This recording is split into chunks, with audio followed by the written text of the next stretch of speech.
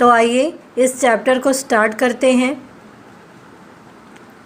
घर, जिसको लिखा है भोला भाई पटेल, जिनका जन्म सन 1934 ईस्वी में और इनका निधन सन 2012 ईस्वी में हुई थी।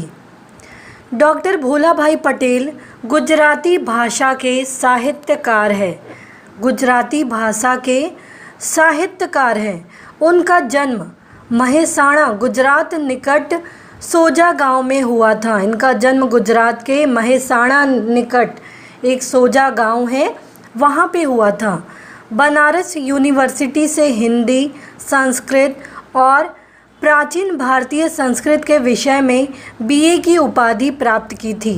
गुजरात यूनिवर्सिटी में हिंदी विभाग में प्रोफेसर थे और इन्होंने हिंदी, संस्कृत और प्राचीन भारतीय संस्कृति के विषय में बीए की उपाधि ली।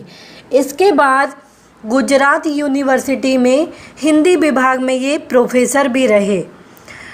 डॉक्टर भोला भाई पटेल की प्रमुख रचना में अधुना, विदिशा, कांचनजंघा, अज्ञेय एक अध्ययन आदि है। उनको अनेक पुरस्कारों से सम्मानित किया गया है। गुजराती साहित्य सभा की ओर से रणजीत राम सुवर्ण चंद्रक, हिंदी साहित्य सेवी सम्मान का श्री स्वामी सच्चिदानंद सम्मान, भारत सरकार ने पद्म श्री से सम्मानित किया है। तो इनको गुजराती साहित्य सभा की ओर से सम्मानित किया, भारत सरकार ने पद्मश्री से सम्मानित किया, हिंदी साहित्य सेवी ने सम्मानित किया श्री स्वामी सच्चिदानंद सम्मान से। प्रस्तुत निबंध में, इस निबंध में जो ये चैप्टर है, इसमें हम लोग क्या पढ़ने वाले हैं? लेखक अपने शहर में स्थायी होने से गांव के घर को बेच देने का विचार करते हैं। वह मिट्टी का घर उनके परिवार ने बड़ी मेहनत से बनाया था। यहाँ मेहनत नहीं, मेहनत होगा, म में एक ही मात्रा होगी, न कि ह में। तो बड़ी मेहनत से बनाया था। घर बेचने से पहले सब भाई एक बार इस घर में साथ रहने जाते हैं। लेखक की माँ पुरानी घटनाओं को याद करके रोने लगती है। अंत में घर न बेचने का निर्णय लेते हैं। घर केवल 4 दीवार और छप्पर वाला ही नहीं, लेकिन भावनाओं का प्रतीक होता है। घर चाहे जैसा भी हो, छोटा हो, बड़ा हो, खपरेल हो या फिर ढलाई का मकान हो, घर कैसा भी हो, घर घर ही होता है और उनसे हमारी भावनाएं जुड़ी होती हैं। हम बहुत ज़्यादा अपने घर से इमोशनली अटैच होते हैं। तो इसी निबंध में भी लेखक जो है वो शहर में रहने लगते हैं और लेखक के जो सारे भाई हैं वो भी शहर में रहने लगते हैं। लेकिन क्या होता है कि अपने पुराने घर को अगर खाली छोड़ दिया जाए तो वो दिन पर दिन और जर्जरित होती जाएगी और ज़्यादा वो देखभाल नहीं करने से उसकी स्थिति और भी ज़्यादा खराब होने लगेगी। तो इसके कारण लेखक यह सोचता है कि उस घर को बेच दिया जाए। क्योंकि अब तो वो शहर में रहने लगे हैं। तो इस घर को बेचने से पहले एक बार जितने भी भाई हैं वो इस घर में रहना चाहते हैं। जब लेखक की माँ ये घर में रहने के लिए जाती है तो वो पुरानी यादों को, जो भी उसने उस पल बिताया, वहाँ जो भी पल बिताया, उसे वो याद करके रोने लगती है और फिर घर ना बेचने का निर्णय लिया जाता है। क्योंकि उनकी माँ काफ़ी ज़्यादा उससे अटैच है। तो घर केवल 4 दीवार और छप्पर वाला ही नहीं, लेकिन हमारी भावनाओं का भी प्रतीक होता है। ये चैप्टर स्टार्ट करते हैं। गांव से शहर में स्थायी होने के बाद लगभग बंद रहने वाले अपने छोटे से गांव के पुश्तैनी घर को बेच देने का विचार आया। जिस मोहल्ले में हमारा घर है वहाँ के पुराने पड़ोसी तो अब शहर में रहने लगे हैं। अधिकतर लोगों ने तो अपने पुराने घर बेच भी दिए थे। इसलिए शादी, मृत्यु जैसे अवसर पर किसी सामाजिक रिवाज के लिए या लंबी छुट्टियों में गांव के इस घर में रहने जाते तो बड़ा बेढंगा लगता। नए पड़ोसी आ गए और उनसे अभी नाता ही नहीं बंध पाया है, वे हमें भी आगंतुक ही मानते हैं, इसलिए उस घर को रखने का कोई आकर्षण नहीं था। इसमें लेखक अब शहर में रहने लगते हैं। लेखक के जो भाई है सारे लोग शहर में रहने लगते हैं, जिनसे उनके गांव में जो उनके पड़ोसी हैं वो लोग भी अब धीरे धीरे शहरों में जाकर रहने लगे हैं। तो इससे क्या होता है कि कभी भी कोई भी शादी का समय हो, मृत्यु का समय हो, कोई भी सामाजिक यानी समाज का कोई भी रिवाज हो, तो उसके लिए लंबी छुट्टी लेकर जब वो अपने गांव जाते हैं तो उन्हें बड़ा ही अजीब लगता है। क्योंकि पहले की तरह उनके पड़ोसी भी नहीं रहने लगे वहाँ, और वो अब अकेले हो गए, और जो दूसरे लोग रहने आए, नए पड़ोसी आए, वो लोग इनको आगंतुक की तरह यानी अजनबी की तरह ट्रीट करते हैं। अचानक आने वाला आगंतुक की तरह, अजनबी की तरह मानते हैं। तो अब इसलिए उस घर में जाकर रहने का इनका कोई आकर्षण नहीं रहा, कोई लगाव नहीं रहा, कोई खिंचाव नहीं रहा। बंद रहने के कारण पुराना घर और जर्जरित होता जा रहा था। चौमासे में अधिक बरसात पड़ने पर टीन के छप्पर से पानी अंदर आता था, जिससे घर की एक मुख्य दीवार में दरार पड़ गई थी। खुले दालान एवं आंगन में कूड़े के ढेर लग जाते, इसलिए बूढ़ी माँ की अनुमति लेकर घर बेचने का विचार पक्का कर लिया। योग्य ग्राहक मिले तो एक गांव में रहने वाले व्यवहार कुशल मित्र से बेचने की सिफारिश करके हम शहर चले आए। फिर एक दिन ऑफ़र आया भी सही। ऑफ़र ठीक था और करने वाला व्यक्ति अच्छा और भरोसेमंद था, इसलिए अब देर करने या आनाकानी करने का प्रश्न ही नहीं था। अब बंद रहने के कारण जो पुराना घर कैसे है कि बंद रखते हैं हम उसे, तो वो और भी जर्जरित हो जाता है, धीरे धीरे दीवारें उसकी दरकने लगती है और वो उसकी स्थिति और भी ख़राब होने लगती है। तो लेखक के घर में भी ऐसी ही दीवारें हो जा रही थी, और जब भी बरसात होती थी तो टीन के छप्पर से पानी अंदर तक आ जाता था, जिससे उसकी जो मुख्य दीवार थी, मेन जो दीवार थी, वो उसमें दरार पड़ने लग गई थी। खुले दालान यानी बैठक की जगह, और आंगन में कूड़े का ढेर लग जाता था। तो इन्होंने ये निश्चय किया कि अपनी बूढ़ी माँ की अनुमति से ये निश्चय किया कि ये घर को बेच दिया जाए, और किसी अगर अच्छे ग्राहक या अच्छा ग्राहक मिलता है तो उनसे ये घर को बेच दिया जाए। जिससे अब मान लीजिए कहीं गांव में घर है तो हम गांव के लोगों से उसके बारे में बात करते हैं कि ये घर को बेचना है, तो वहाँ के लोग ज़्यादा अच्छा ये चीज़ को बता सकते हैं। तो वहीं गांव में रहने वाले व्यवहार कुशल मित्र को लेखक ने अपने मित्र को, गांव में रहने वाले मित्र को, जिससे उनका बहुत ही अच्छा रिलेशन था, उनको घर बेचने की सिफारिश किए और खुद शहर चले गए।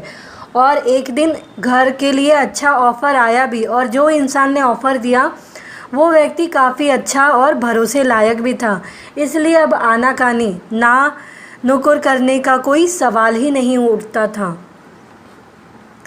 परंतु उसी क्षण से मन में टिस सी उठी। मन में टिस सी, या टिस कहने का मतलब है रह रहकर एक पीड़ा उठना, रह रहकर कोई बात याद आना, बार बार मन को व्यग्र यानी परेशान हो जाता। विचार आने पर लगा कि पुश्तैनी घर क्यों बेचा जाए। 3-4 पीढ़ियों से चले आते मिट्टी के कमरे के स्थान पर मेरे पिता ने यह ईंट का मकान या घर बनवाया था, निर्माण करवाया था। कहना चाहिए कि घर के सभी सदस्यों ने स्वयं मंजूरी करके घर बनाया था। पिताजी इसके लिए अपनी बैलगाड़ी में ईंटें लाए थे। चिनाई के लिए, गारा बनाने के लिए गांव के आंबा तालाब की चिकनी मिट्टी स्वयं खोदकर लाए थे। मेरी माँ ने शहतीर तक गारे के तसले चढ़ाए थे। शहतीर यानी पाटन के नीचे दी जाने वाली बड़ी कड़ी होती है, कड़ी या धरन जिसे कहते हैं। फिर इस शहर में अपने लड़कों के जब नए मकान बनने लगे तब उनके मकान वेतनभोगी सुपरवाइजरों की देखरेख में मजदूरों द्वारा बनते देखकर मन में थोड़ा खुश होते हुए माँ पिताजी अनेक बार गांव के घर को कैसे स्वयं मेहनत करके बनाया था उसकी बात करते हुए भावुक हो जाते। इसी घर में ही हम सभी भाई बांधवों का जन्म हुआ था। इतना ही नहीं, इसी कमरे में हमारे दाम्पत्य जीवन का आरंभ हुआ और उसी कमरे में हमारी संतानों का जन्म भी हुआ।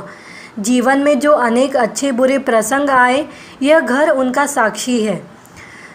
तो लेखक के मन में अब इन्होंने घर बेचने का तो तय कर लिया कि इन्हें घर बेचना है, लेकिन मन मन में उनकी पीड़ा, वो परेशान हो रहे थे। उनको याद आ रहा था वो सब चीज़ जो उन्होंने बिताया उस घर में, कैसे उनके पुश्तैनी दादा परदादा ये लोग ने इसे बनाया, कैसे ये 3-4 पीढ़ियों से चलती आ रही है। मिट्टी के कमरे कैसे इन लेखक के पिताजी ने ईंटें लाकर बनवाया, सभी सदस्यों की मंजूरी से यह घर बना। पिताजी कैसे इस घर को बनाने के लिए बैलगाड़ी में ईंटें लाया करते थे, चिनाई के लिए गारा बनाने के लिए गांव के आंबा तालाब से चिकनी मिट्टी स्वयं इनके पिताजी खोद कर लाते थे। और मेरी माँ यानी लेखक की माँ शहतीर तक गारे के तसले चढ़ाए थे। शहतीर यानी पाटन के नीचे दी जाने वाली बड़ी कड़ी होती है। तसले यानी बड़े कटोरी की शक्ल का लोहे का बर्तन होता है। इसमें अलग अलग तरह से कैसे इनके माता पिताजी ने मदद किया, इस घर को बनाने में कितनी मेहनत लगी, ये सब चीज़ लेखक को कब याद आता है जब लेखक के बेटे जब शहर में वो लोग घर बनाते तो कैसे वहाँ मकान वेतनभोगी जो सुपरवाइज़र की देखरेख में बनाए जाते हैं।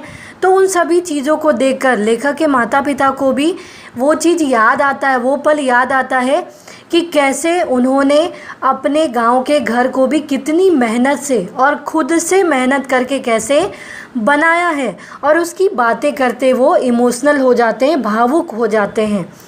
इसी तरह लेखक कहते हैं कि यहाँ इस घर में उनके जितने भी भाई हैं सभी का जन्म हुआ, यहीं उनकी शादी हुई और यहीं लेखक के बच्चे भी हुए। तो कितनी तरीके के प्रसंग, कितनी तरीके के यादें, चाहे वो अच्छे हों चाहे वो बुरे हों, यह घर उनका साक्षी है, यह घर उनका गवाह है। घर के आंगन में कैसे खेलते थे। एक दिन उस आंगन को पार कर कंधे पर थैला लटकाकर गांव की पाठशाला में पढ़ने गए थे। एक दिन उसी आंगन को पार कर दूर पर गांव पढ़ने गए। एक दिन उसी आंबा को पार कर शहर में जाकर बसे। इसी घर के आंगन में हमारी बहनों और भाइयों के विवाह मंडप बंधे थे। यहीं बिरादरी वालों के साथ झगड़े और स्नेह का मिलन भी हुए थे। यहीं पड़ोसियों के साथ ऊंची आवाज़ में बोलाचाली और जाड़ों में अलाव के पास बैठकर मधुर विश्रम्भ कथाएं हुई थी। इसी आंगन में हमारे परिवार के कुछ सदस्य भैंस, पड़िया, बैल, बछड़े बांध जाते थे। इसी घर के दालान में मेरी दादी और दादा की मृत्यु के समय गोबर से लीपकर उस पर उन्हें सुलाकर पूजाएं हुई थी और कुछ वर्ष पहले मेरे पिता को इसी दालान में सुलाया गया था। हमारे घर के दोनों ओर दूसरे घर हैं। एक घर हमारे एकदम निकट के साथी हैं, शादी का है, वह भी बंद है। मेरा मित्र रोजी रोटी कमाने देश के अनेक स्थलों में घूमने के बाद पत्नी की मृत्यु होने पर अब अहमदाबाद में रहता है। उसके बाद के मकान में काशी बुआ रहती थी। उनकी मृत्यु को वर्षों हो गए। वर्षों तक जहाँ वे रेत घड़ी लेकर रोज सामयिक करती, उस दालान में अब एक तोंद वाला बारोट सोता दिखाई देता है। सामने वाले मकान का मालिक प्रौढ़ अवस्था में परंतु कुंवारा ही चल बसा। उसके बाद जिसने वह मकान खरीदा उसने आंगन के लिए झगड़ा करके पड़ोसी हक स्थापित किया। एक दिन वह घर भी गिर पड़ा। अब नई दिशा में नए दरवाजे साथ के साथ बना है। तो लेखक कैसे याद कर रहा है अपने पुराने दिनों को कि कैसे वो घर में खेला करते थे, कैसे वो कंधे में लटका कर गाँव में पढ़ने पाठशाला स्कूल जाते थे और उसी एक दिन उसी आंगन को पार करके कैसे पर गाँव दूसरे गाँव पढ़ने गए थे, कैसे वो उस गांव को पार करके शहर जाकर बसे, गांव को छोड़कर दूसरे शहर में जाकर बसे, कैसे इसी घर में उनके जो भाई बहन हैं उनकी शादी हुई, उनके विवाह के मंडप यहाँ बांधे गए, चाहे बिरादरी वालों के साथ झगड़ा हो या स्नेह मिलन सब इस घर में हुआ।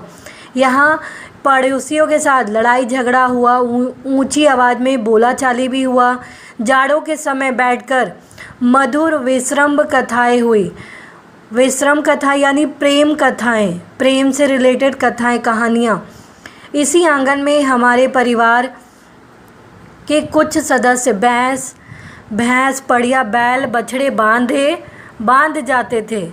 तो कितनी यादें हैं लेखक का इस घर से लेकर। इसी बैठक में उनकी दादी की मृत्यु हुई, उनके दादा की मृत्यु हुई। उस समय कैसे पूरे आंगन को गोबर से लीपकर फिर दादा को वहाँ लिटाकर कैसे पूजाएं की गई थी और उनके बाद उनके पिताजी का भी यहीं स्वर्गवास हुआ था, कैसे उनको भी बैठक में सुलाया गया था। तो कितनी ज़्यादा यादें हैं। अब उनके पड़ोसियों को लेकर कुछ यादें हैं, जैसे घर के दोनों ओर दूसरे घर हैं। जैसे एक घर से सटा दूसरा घर होता है वैसे वहाँ भी घर के दोनों ओर दूसरे घर हैं। एकदम एक घर हमारे पास लेखक के घर के निकट है जो उनके साथी का है, वह भी अभी बंद पड़ा है। क्योंकि वो कई स्थलों में घूमने के बाद जब उनकी पत्नी की मृत्यु हो गई तो वो अब अहमदाबाद में रहने लग गए, तो गांव खाली हो गया, उनका घर खाली ही रहता है अभी। अब एक घर में काशी बुआ रहती थी, उनकी भी मृत्यु हो गई बहुत सालों पहले। उसके बाद जहाँ वे रेत घड़ी लेकर रोज़ सामायिक करती, रोज़ घड़ी की रेत की जो घड़ी होती है उससे हम लोग समय देखते हैं, तो उस घड़ी से वो समय देखती। कैसे दालान बैठक में एक तोंद वाला बारोट सोता दिखाई देता। सामने वाले मकान में एक प्रौढ़ अवस्था में एक कुंवारा ही मर गया, मतलब वो कुंवारा ही था, उसकी शादी नहीं हुई थी, वो भी मर गया। उसके बाद जिसने वह मकान खरीदा, आंगन के लिए झगड़ा कर उसने पड़ोसी का हक ले लिया। अब वह एक दिन वह घर भी गिर पड़ा। अब नई दिशा में नए दरवाजे के साथ बना है। तो कितनी तरीके के, चाहे वो खुद के बचपन से रिलेटेड हो, खुद के भाई बहनों से रिलेटेड हो, दादा दादी की मृत्यु हुई, उनके खुद के पिताजी की मृत्यु हुई, पास पड़ोस में उनके कौन कौन रहता था और उनसे कैसी यादें थी, इसके बारे में हमने देखा। इस तरह सब बदल चुका है, फिर भी लगता है कि हम अपना घर क्यों बेचें। पुराना है तो क्या हुआ, पुश्तैनी तो घर तो पुश्तैनी है। वह घर है 4 दीवारों और छप्पर वाला, कोई मकान नहीं है। मकान पैसों से ख़रीदा जा सकता है, बनवाया जा सकता है, पैसे लेकर बेचा जा सकता है, परंतु घर तो एक भावना है। घर न होने पर घर की भावना भी अच्छी है। वह घर सिर्फ पैसे से ख़रीदा या बनवाया नहीं जा सकता। इसलिए लगने लगा है कि भले ही घर पुराना होता जाए, जीर्ण होता जाए यानी जर्जरित होता जाए, दरारें पड़ती जाए, भले ही गिर पड़े, परंतु वह बना रहे। दूसरी ओर मन दूसरा तर्क करता है कि यह सब भावुकता है। यदि गांव में ही जाना ही नहीं है तो वहाँ घर रखने का क्या अर्थ है। अच्छे पैसे मिल रहे हैं, इतने पैसे फिक्स्ड डिपॉजिट में रखे तो भी अंत में निकाल देने का ही निर्णय लिया। परंतु हम सब भाइयों ने एक बार सपरिवार अपने उस घर में कुछ दिन एक साथ रहने के लिए सोचा। हमेशा के लिए निकाल देना है तो एक बार फिर घर में सब एक साथ रह ले। अब ये सोच रहे हैं कि सब कुछ कैसे, परिस्थिति के साथ में सब कुछ कैसे बदल गया है। आपका घर पुराना हो, जर्जरित हो, कैसा भी हो, लेकिन उस घर से जो इमोशनली आप जुटे हुए हैं वो कभी नहीं जाता। आप पैसे से मकान तो बनवा सकते हैं, मकान तो खरीद सकते हैं, लेकिन घर क्या होता है? घर एक भावना होती है, एक इमोशनल अटैचमेंट होता है उनके साथ, जिसे हम कितने भी पैसे से खरीद नहीं सकते और ना बनवा सकते हैं। तो चाहे वो कितना भी पुराना हो जाए, चाहे वो कितना भी उसमें दरार पड़ जाए, दीवारें गिर जाएं, लेकिन वो हम चाहते हमेशा बना रहे। लेकिन अगर हम दूसरी तरफ सोचें तो इतना ज़्यादा इमोशनल होके क्या फ़ायदा है, क्योंकि कभी तो हमें गांव जाना ही नहीं है। अगर जाना रहे तो फिर कोई मीनिंग निकले, कोई अर्थ निकले। अगर इसके अच्छे पैसे भी मिल रहे हैं घर को बेचकर, तो इसका फिक्स्ड डिपॉजिट रखा जाए तो कितना लाभ हो। तो अंत में इनके द्वारा यही निर्णय लिया जाता है कि ये घर को बेच दिया जाए। लेकिन बेचने से पहले लेखक ये सोचते हैं कि बेचने से पहले इसमें कुछ दिनों के लिए वो अपने भाइयों के साथ कुछ समय यहाँ बिताए। अंत में निकाल देने का ही निर्णय लिया, परंतु हम सब भाइयों ने एक बार सपरिवार अपने उस घर में कुछ दिन एक साथ रहने के लिए सोचा। हमेशा के लिए निकाल देना है तो एक बार फिर घर में सब कोई साथ रह ले। और फिर लंबे समय के बाद वह घर बंद घर खुला। देखते देखते छोटे बड़े परिवारजनों से वह सूना घर गूंजने लगा। इस अवसर पर एक नगरवासी मित्र को गांव के इस घर को देखने के लिए साथ ले गया था। पुराने दिन वापस लौट आए थे। पिताजी की मृत्यु के बाद मेरी माँ करीब करीब उदास रहती, घर के सामाजिक प्रसंगों में भी विशेष रुचि नहीं लेती थी। वह भी यहाँ आकर सबके बीच प्रसन्न रहने लगी, परंतु अब घर की प्रत्येक दीवार मुझे उलाहना देने लगी। क्या उलाहना देने लगी? कि शिकायत करने लगी। क्या शिकायत करने लगी? दालान में जहाँ मैं हमेशा बैठता, जहाँ बैठकर पहली बार ककहरा लिखा। ककहरा यानी क से ह तक बचपन में उन्होंने जो सीखा वो वर्णमाला। और जहाँ बैठकर छुट्टियों में उच्च शिक्षा के ग्रंथ पढ़ता था, वहाँ जाकर बैठा। वहाँ भीत से टेक लेते ही वह अंदर से मुझे हिला गई। मैंने पीछे मुड़कर उस पर हाथ फेरा। वह कह रही थी, एक तो इतने दिन बाद आए और अब बस हमेशा के लिए। मैं व्यग्र हो गया, आंगन में खाट बिछाकर बैठ गया। अब वहाँ खाली नाद थी, खूंट थे, परंतु ढोर डंगर नहीं थे।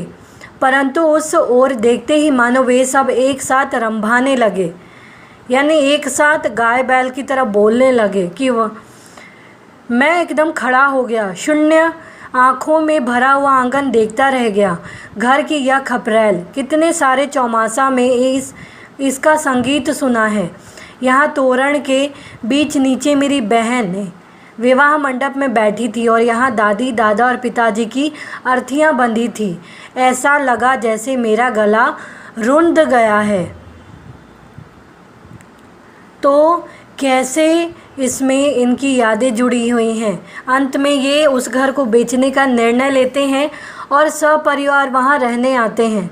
वहाँ रहने के बाद जब वो घर खुलता है तो वो अपने मित्र के साथ आते हैं, नगरवासी मित्र के साथ आते हैं।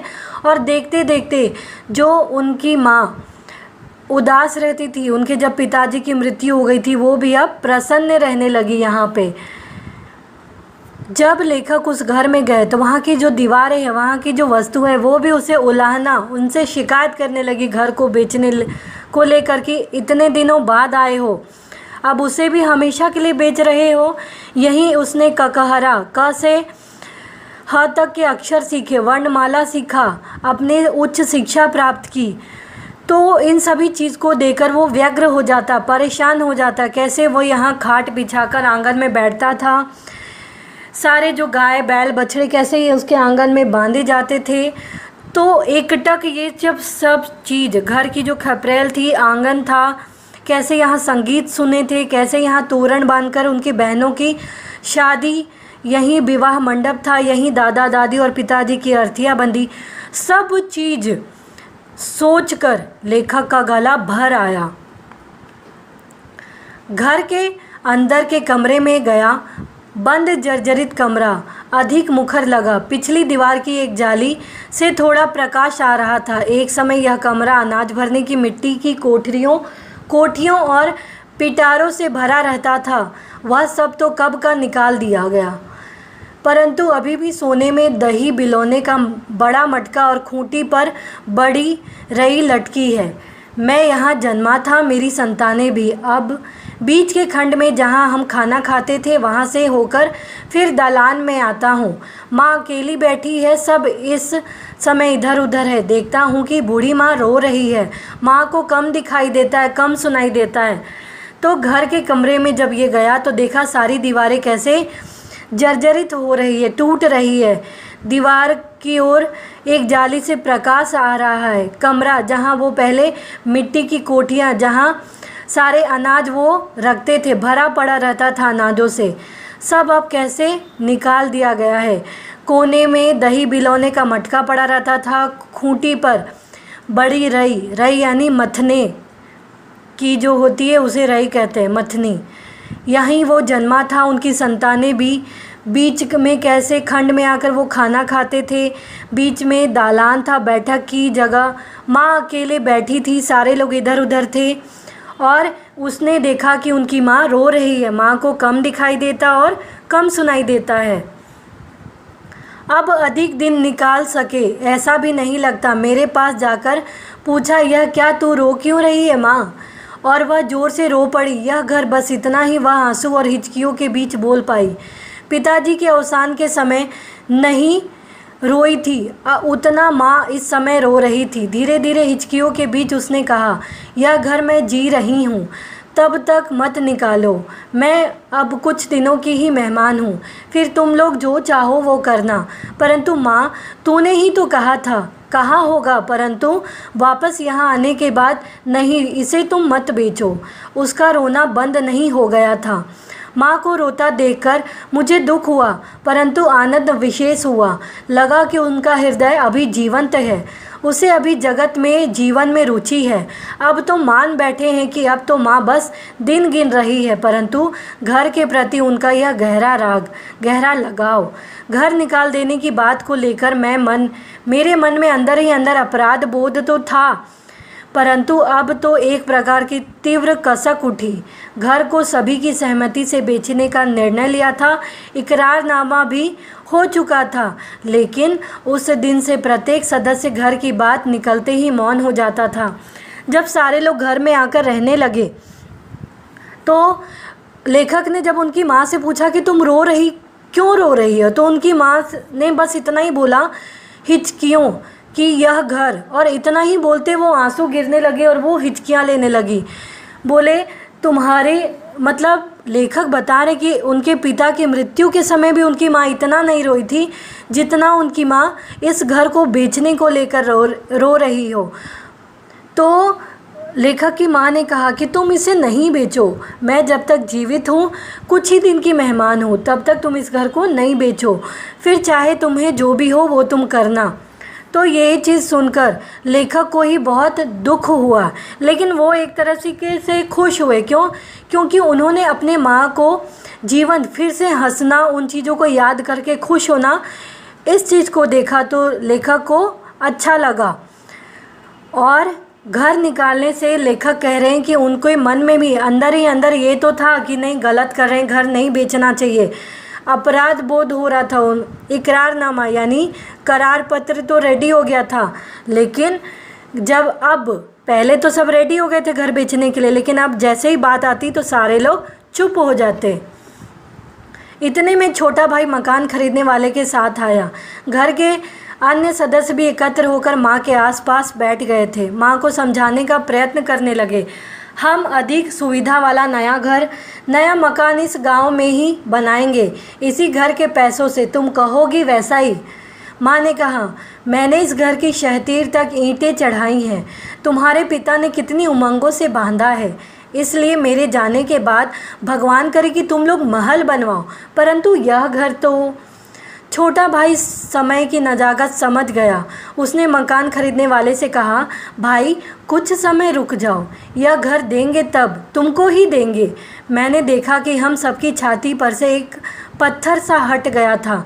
बरसात के बाद खुले आकाश जैसा माँ का मुंह देखकर मानो जर्जरित घर हंस रहा था।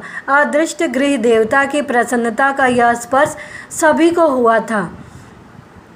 तो ये किस तरीके से लास्ट में जब घर बेचने वाले जो ख़रीदने वाला उसको बुलाया गया, तो माँ ने फिर से कहा कि इसे हम ईंट एक एक ईंट जोड़कर कैसे बनाए हैं। तुम्हारे पिताजी की कितने उमंगे इनसे बंधी हुई है, तो तुम मेरे मरने के बाद भले ही महल बनवा लो, लेकिन मेरे मरने से पहले इसे नहीं बेचो। तो उन भाइयों ने इस बात को समझा और जो ख़रीदने वाले थे उनसे कहा कि ये घर हम लोग आपको ही बेचेंगे, और वो राज़ी भी हो गया। तो इन सभी चीज़ से उनके मन में जो पत्थर सा भाव था, बोझ था, वो हट गया और ऐसा लगा कि मानो घर जो है फिर से खिल उठा।